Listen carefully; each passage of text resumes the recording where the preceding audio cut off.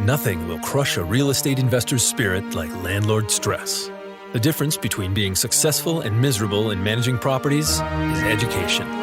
Welcome to Landlord University, where landlords learn. Landlord University is recorded from inside the RentPrep office, where Stephen White and Jeff Pearson share the lessons learned from working with some of the most successful landlords. Welcome to Landlord University in the News. I'm Jeff Pearson, and this is my co-host, Stephen White. Hello, Stephen. How are you doing? Pretty good, Jeff. Glad for our second episode of In the News here, and we've got Jennifer Maughan on the line as well. Hello, Jennifer. Hi, how are you guys? We're doing well. So you brought us some more fun stories.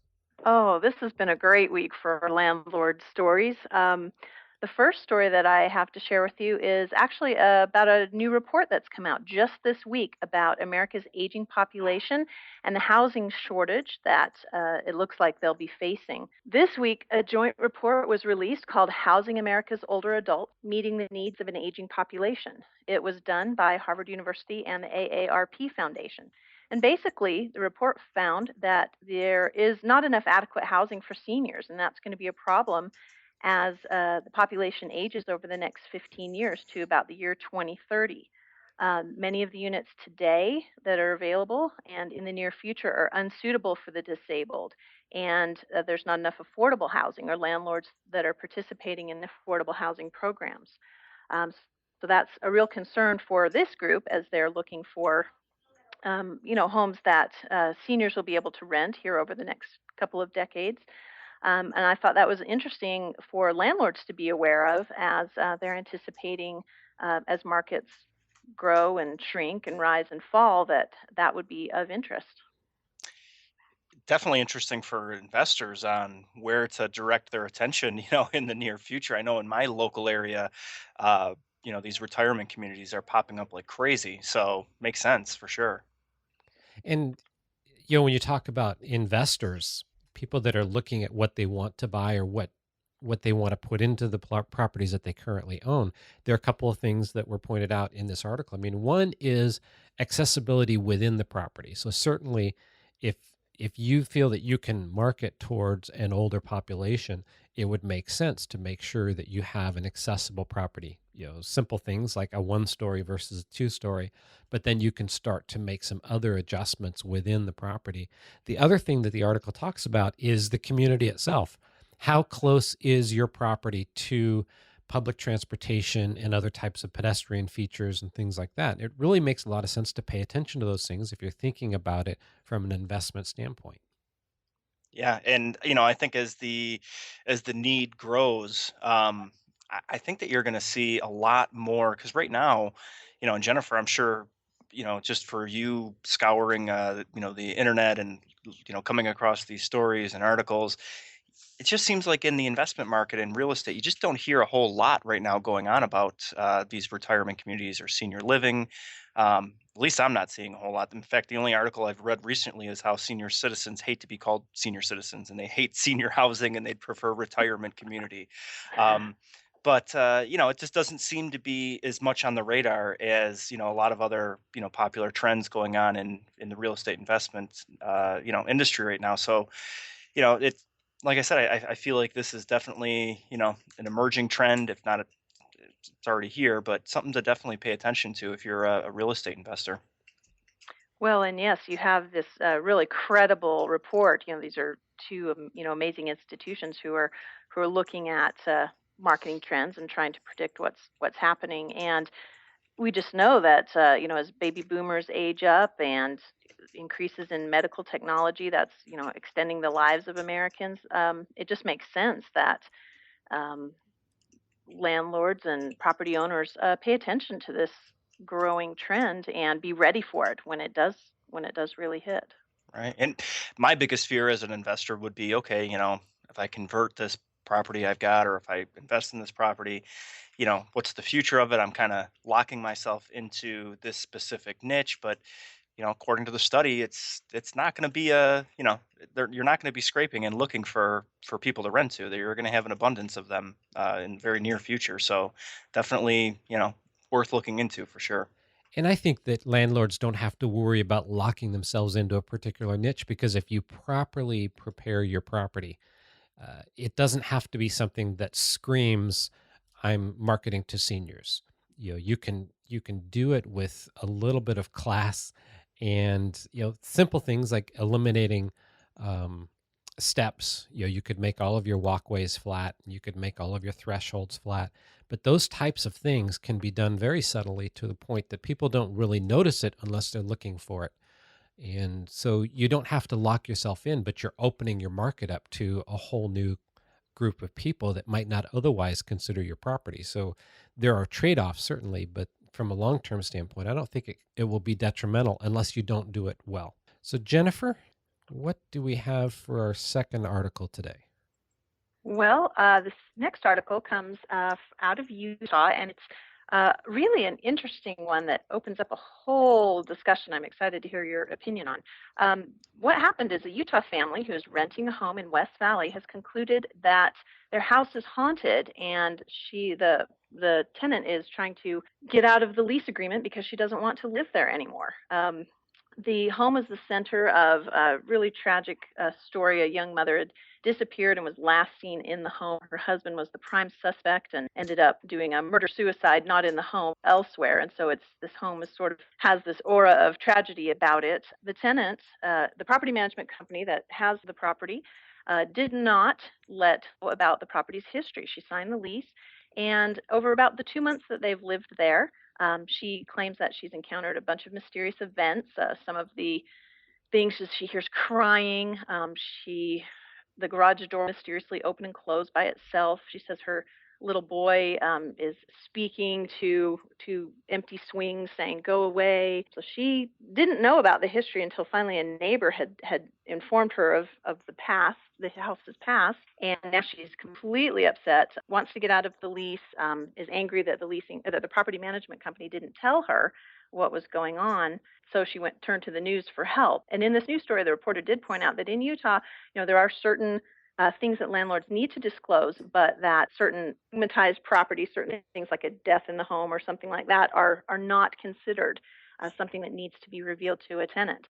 So I wanted to get your opinion on stigmatized properties and what landlords need to know about that.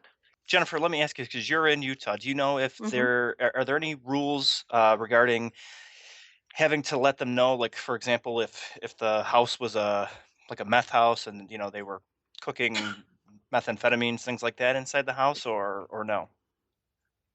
Sure, Utah definitely has a list of uh, mandatory disclosures that landlords have to reveal, but deaths, suicides, things like that, there's Hmm. a certain time limit. Now, with this house, interestingly, with this house, there is no proven crime associated with it. This was just a house that the family lived in and when the young mother disappeared. So it's not even really a crime scene. It's just sort of the center of this tragic story. Mm. So you couldn't even really argue that, well, there was a crime in the basement and we didn't tell you. It's just happened to be the home that this couple owned. Yeah, I think that's one of the interesting things about this story. So the wife disappeared, and then Mm-hmm. the father and the two sons, the father killed himself and the two sons in a house fire in the state of Washington, not even in Utah or in this Right, house.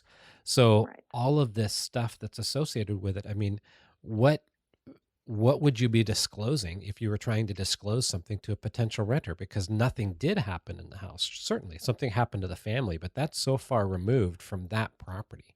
It Right. doesn't really make sense unless you had reports from prior tenants that this place was haunted and that they had experienced these same things. And then you'd have to question, how many circumstances would you have to have? If you've had two or three different tenants and they're all reporting the same thing, you might get to a point that you need to disclose that. But at what point do you have to disclose that a house is haunted? Yeah, this is a weird case, for sure.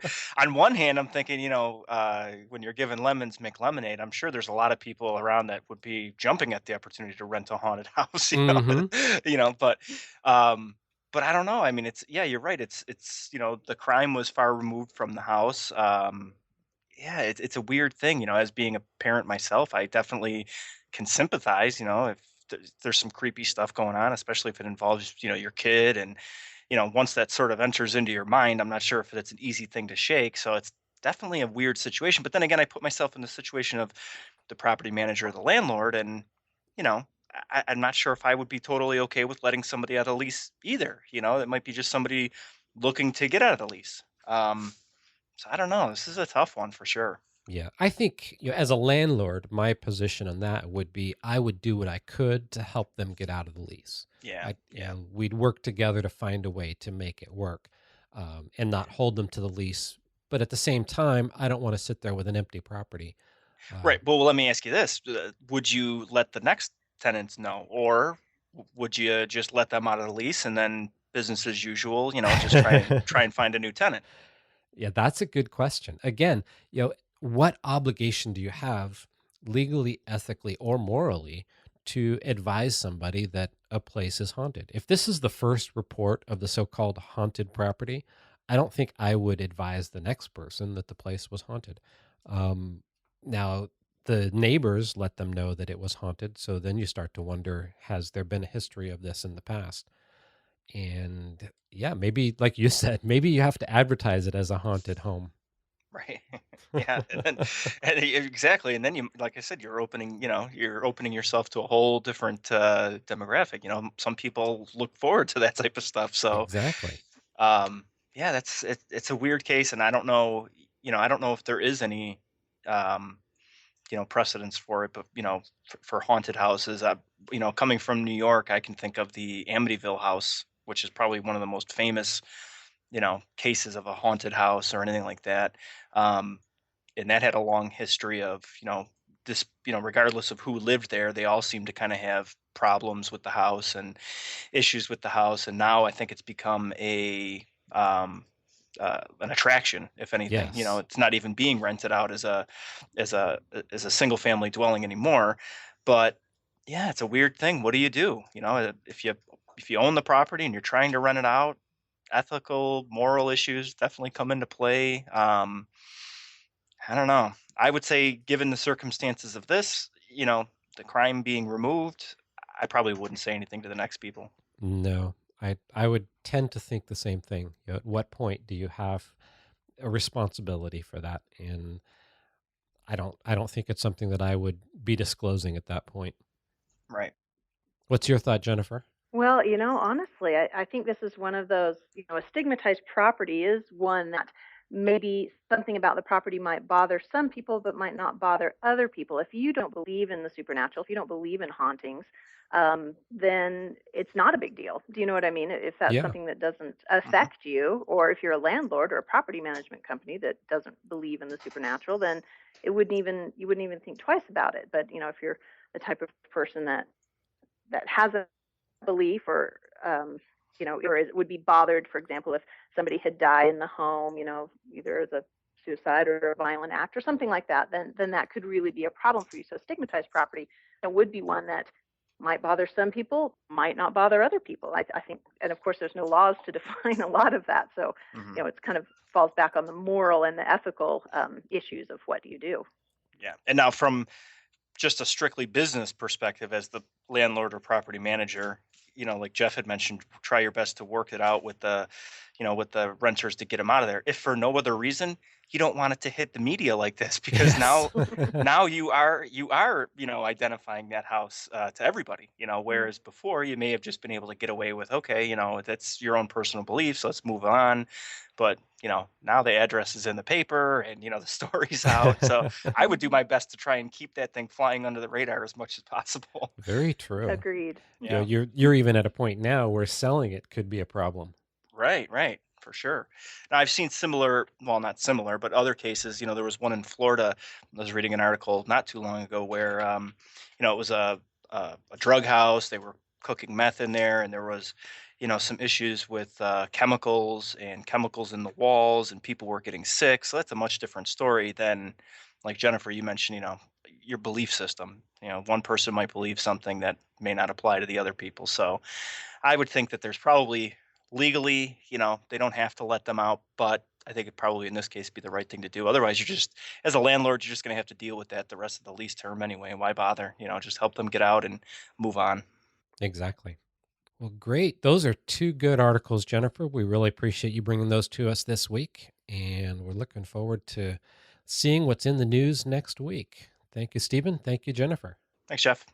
You're welcome. Thanks for listening to Landlord University, and remember to visit rentprep.com/landlordu to see show notes and access free resources like forms and guides. And be sure to check out Jeff Pearson hosting his own hit podcast at thementorimpact.com.